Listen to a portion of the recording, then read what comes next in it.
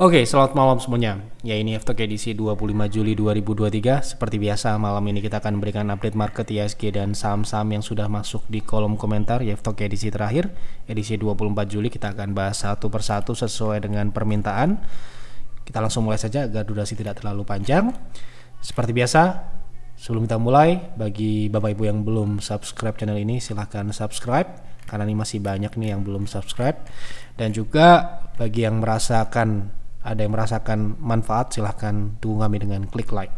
Kita langsung mulai dari IHSG. Hari ini IHSG masih sama dengan pembahasan di stock call ataupun di Aftok sebelumnya, masih melanjutkan pullback dengan target di resist konsolidasi di 6970. Jadi tidak perlu kita update lagi, silahkan baca stock call, silahkan tonton Aftok sebelumnya.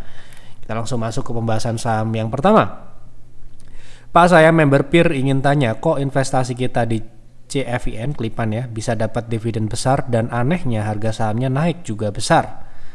Beberapa bulan lalu saya kejebak di ITMG, niatnya cari dividen besar, kira-kira kenapa kok CFIN bisa malah naik gitu padahal kebanyakan saham habis dividen hancur. Oke, kita lihat Klipan Finance. Ini baru dividen ya di bulan ini. Dan dividennya ini 100 per lembar, artinya ini sangat besar dengan harga di 600-500an, yieldnya 33% ya.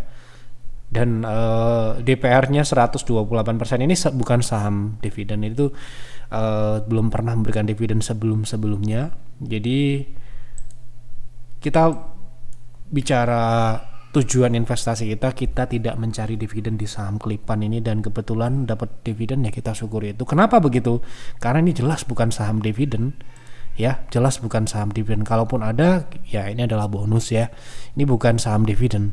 Itu yang kita harus pahami. Dan kita invest di saham, merekomendasikan invest di saham CFIN atau Klipan Finance ini bukan untuk mencari dividennya gitu ya. Tapi kalau kita dapat dividen ya kita syukuri, apalagi dividennya sebesar ini 100 per lembar di harga 500an ya, berarti yieldnya 30-an persen ya. Jadi itu sangat signifikan, sangat besar, dan bonus yang besar ya.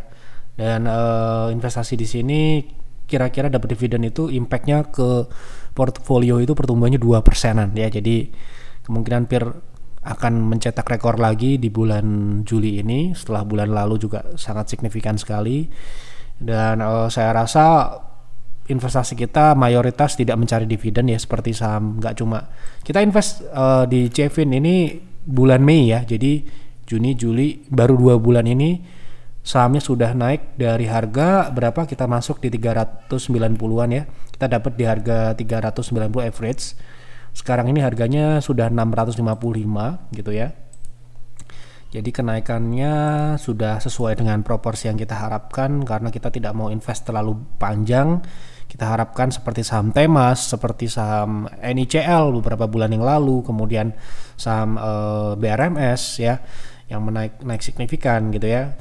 Ini saham ini sudah naik dari harga 400-an lah, kita anggap 400, itu sudah naik sekitar 65% dengan dividen yield 33%, artinya ya hampir 100% kalau kita realisasi yang kita jual. Tapi sampai dengan saat ini saya lihat peer masih mempertahankan posisinya, karena kita punya target saham CFIN ini di 750, itu target sementara. Dan saya rasa dengan fundamental yang Anda lihat kalau kita rekomendasikan pastinya ada datanya ya. Data pertumbuhannya itu bottom line-nya 570%, artinya saham ini kalau kita lihat merujuk dari bottom line itu bisa naik 5 kali lipat ya. Pertumbuhannya harusnya dari harga sebelum ya 2021 harganya di kisaran 300-200an lah ya. Artinya kalau 5 kali lipat ya sekitar 1.500 ya gitu. Tapi ya kita akan lihat itu nanti. Yang jelas seperti investasi sebelumnya, kita tidak pernah mencari dividen. Kalaupun dapat dividen kita anggap itu sebuah bonus ya. Kenapa kok investasi kita bisa menghasilkan signifikan? Karena kita mencari capital gain. Kalau kita nyari dividen ya, dividen yang selama ini yang besar ya, kemungkinan ya seperti CFIN ini besar dividennya, tapi itu juga bukan tujuan kita ya. Tujuan kita adalah capital gain. Kalaupun kita dapat dividen kita syukuri itu. Seperti case yang lain juga, saham DRMA ini ya, ini juga saham yang kita tidak mencari dividen, kita mencari capital gain, dan capital gain kita capai 100% lebih kenaikan dari harga beli kita di bawah 800 ya. Sekarang ini di RMA di harga 1.400 1.500 dengan dividen kemarin belum lama ini berapa, nggak banyak, tapi kita juga nggak expect untuk dapat dividen. Kalaupun dapat ya alhamdulillah, nggak dapat juga nggak apa-apa, karena kita memang tidak mencari dividen dalam investasi growth. Kita hanya mencari growth dan ya gitu. Jadi nggak, dividen itu kita anggap ya sampingan, dapat kecil-kecilan nggak apa-apa lah, yang penting growth-nya itu tercapai gitu ya. Jadi kalau Anda tujuannya mencari dividen ya carilah dividen yang stabil, konsisten, bisnisnya juga stabil. Nah itu mungkin adalah dividen stock. Tapi kalau untuk saham growth, menurut saya kita hanya akan mencari capital gain. Kalaupun dapat bonus dividen ya kita tidak tolak gitu ya. Jadi ini tujuan investasi kita adalah mencari pertumbuhan, bukan dividen. Kalau Anda join peer dan peers hanya mencari dividen, mending nggak usah ya, karena kita nggak mau cari itu. Cari kita adalah pertumbuhan ya. Ya tentunya beresiko juga ya. Kalau dividen kan kemungkinan besar ya segitu-segitu aja gitu ya, hampir stabil lah. Tetapi kalau Anda mencari capital gain ya tentunya ada risk capital loss gitu ya. Jadi kita harus tahu itu. Jadi jangan terus Anda join peer dengan harapan bisa profit seperti daerah mah Kevin ya, meskipun kita akan tetap hampir setiap bulan ya, kira-kira hampir 6 bulan ini secara berturut-turut rekomendasi kita ya kenaikannya cukup signifikan ya dalam waktu yang tidak lama, karena investasi kita menggunakan teknikal juga, dan saya harapkan dengan support dari sistem di private trading room yang diaplikasikan di investing, jadi investasi tidak akan terlalu lama gitu ya. Oke, kita bersyukur Kevin semoga bisa naik 5 kali lipat, 6 kali lipat, 10 kali lipat seperti halnya saham Temas beberapa tahun yang lalu di 2021 ya. Kita masuk saat saham-saham yang lain ini sudah sudah naik sangat signifikan ya saham ini, dan kita sudah keluar tentunya sudah naik 10 kali lipat ya. Kira-kira kenaikannya ini kemarin baru stock split ya, ini naik 1000%. Dan kita invest tepat di bawah sebelum naik tentunya, bukan saat naik ya.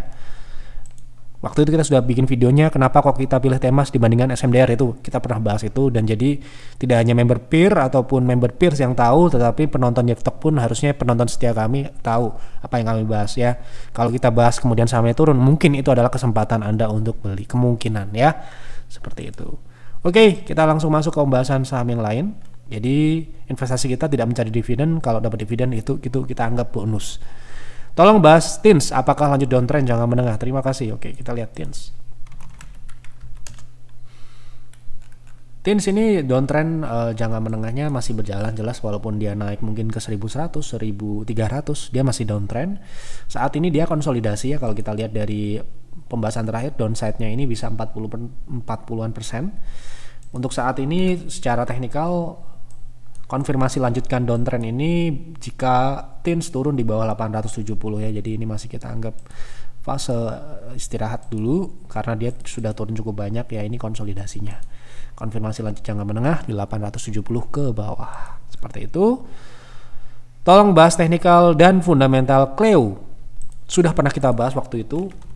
Sudah kita berkali-kali ya. Kita bahas di TradingView dan juga di website, potensinya ke 800-an waktu itu ya. Dan sekarang ini masih sama ya, potensinya adalah rounding ini berpotensi ke 780 sampai dengan ekstensinya bisa ke 1000. Kalau fundamental jelas ini bagus ya. Kalau tidak salah juga Pierce pernah masuk saham ini, tapi maaf ya di harga yang bawah, jadi sekarang ini kemungkinan sudah tidak punya ya. Jadi secara pertumbuhan ya ini salah satu yang bagus, tetapi memang kalau kita lihat dari harga saat ini sudah cukup ya, bisa dikatakan cukup tinggi ya. Kalau kita ambil dari 2017, sekarang ini relatif sudah sangat ya jauh kenaikannya. Walaupun ini tipikal saham trend following ya, trend followingnya ini kemungkinan akan panjang ya. Dan potensinya ini mungkin tidak hanya di 780 sampai dengan mungkin bisa ke atas 1000 ya, dengan pertumbuhan yang masih terjaga sampai dengan hari ini ya. Mungkin ini adalah salah satu opsi yang menarik juga untuk saat ini, meskipun relatif sudah premium menurut kami, karena lagi-lagi kami masuk di harga yang sangat rendah. Oke, Jadi termasuknya saham ini masih bisa naik, tapi sudah posisi saat ini sudah naik. Jadi kemungkinan kecil bisa masuk rekomendasi lagi. Pak, mohon bahas saham ITIK, gimana potensinya?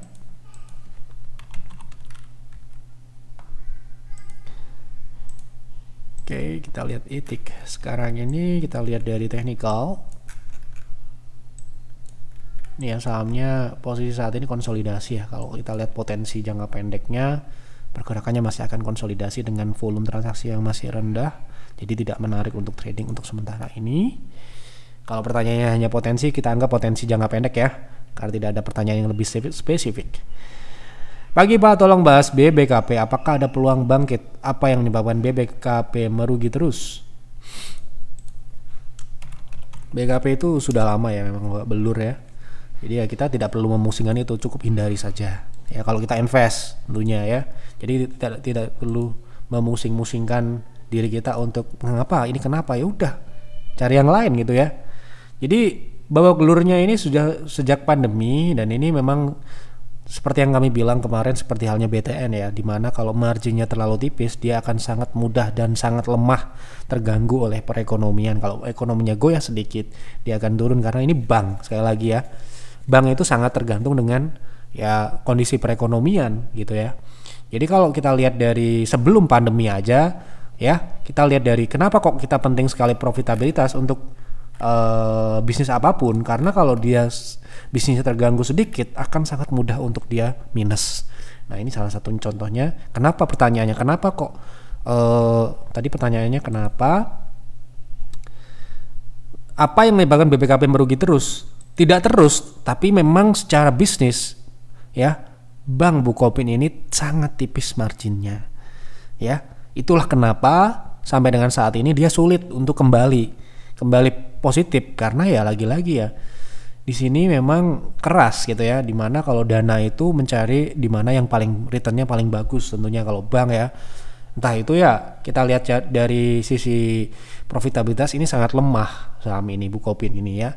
Jadi ya itulah yang menyebabkan kenapa kok harga sahamnya hancur dan bisnisnya juga relatif hancur gitu ya. Dan kita sebagai pemilik dana dan investor tidak perlu pusing, kita tinggal hindari saja gitu ya. Jadi tidak perlu ikut kayak ini kenapa, ya udah tinggal jelek ya udah, nggak usah disentuh gitu ya. Gitu. Tolong bahas saham KBLM, apakah layak untuk investasi? Oke, kemarin kita sudah bahas KBLI. KBLI tidak layak, tetapi layak untuk trading ya. Tapi untuk KBLM ini seperti apa? Kemungkinan mirip-mirip aja, karena ini saham yang ya hampir searah gitu ya. Kalau kita lihat dari kelayakan investasi fundamental, kita akan lihat ya, mirip-mirip aja ya, secara profitabilitasnya sangat tipis, dan ya seperti yang saya bilang tadi ya, kalau dia kondisi normal aja tipis, nah kalau kondisinya lagi susah, perekonomian susah ya minus. Nah ini salah satu yang tidak kita rekomendasikan, karena ya bisnisnya tipis gitu ya, tipis-tipis, bahkan operasionalnya ini cuma 1%, bayangin ya. Jadi ya saya lihat dari sini aja sudah tidak nafsu untuk beli ya. Bukan masalah tidak bisa naik ya, mungkin potensinya adalah trading. Nah ini ya, saham ini naiknya signifikan seperti ini cocok untuk trading ya, seperti itu. Jadi pertanyaan like invest tidak.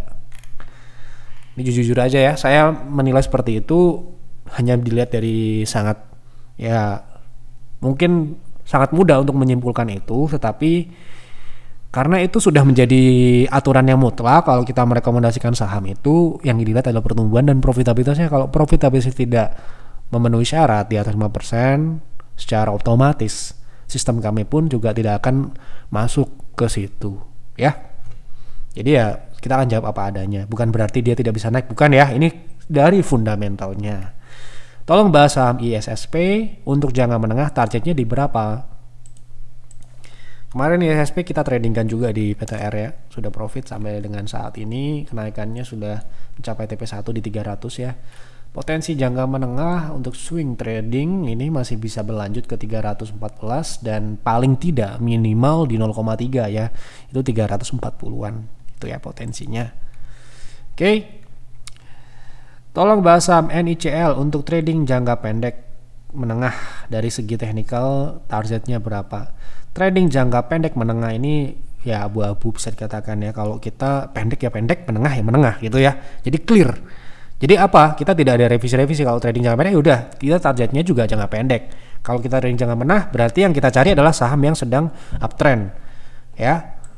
Nah, NICL ini uptrend enggak? Itu pertanyaannya itu sekarang ini. Nah, masalahnya ini baru saja downtrend, Jadi menurut saya tidak menarik. Ini mungkin cocoknya untuk swing trade, tapi swing trade pun kemarin terakhir kita jualan di PTR itu profit ya tentunya. Kita jualan KBLI terakhir di tanggal berapa ini?